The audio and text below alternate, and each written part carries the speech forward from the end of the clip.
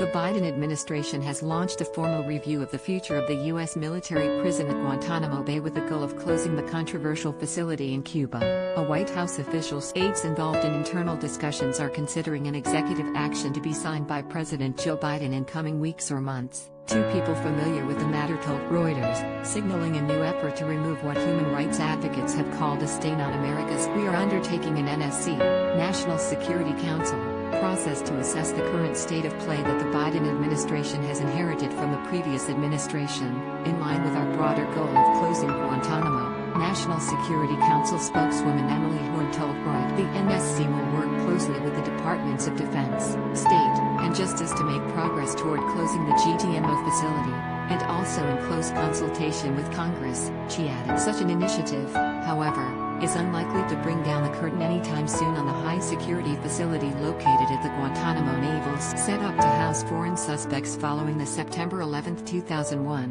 attacks on New York and Washington. It came to symbolize the U.S. war on terror. Trump kept the offshore prison open during his 4 years in the White House, though he never loaded it up with bad dudes, as he wants. Now, 40 prisoners remain, most held for nearly 2 decades without being charged. The most high-profile is Khalid Sheikh Mohammed, who is the suspected mastermind of the September 11th terror attacks and other al-Qaeda atrocity. There was outrage last month when a plan for him and other detainees to get vaccinated for COVID ahead of ordinary Americans, in an attempt to get his trial. The Pentagon backed down on the move. Biden's campaign said during the 2020 race that he continued to support closing the detention center but did not say. It is also unclear how specific Biden's coming executive action might be about his plans for the prison, which holds suspects in 11 attacks among its detainee population. Share this article. Share 63 share signaling that the process is still at an early stage.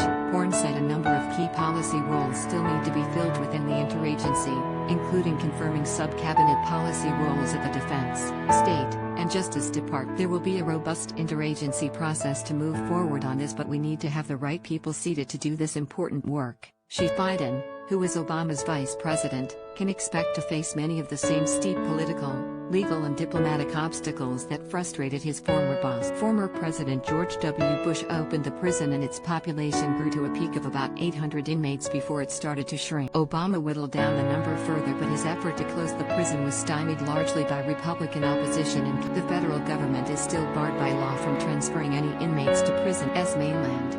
Even with his own Democratic Party now controlling Congress, their majorities are so slim that Biden would face a tough challenge securing legislative changes because some Democrats might also. Now, 40 prisoners remain, most held for nearly 2 decades without being charged.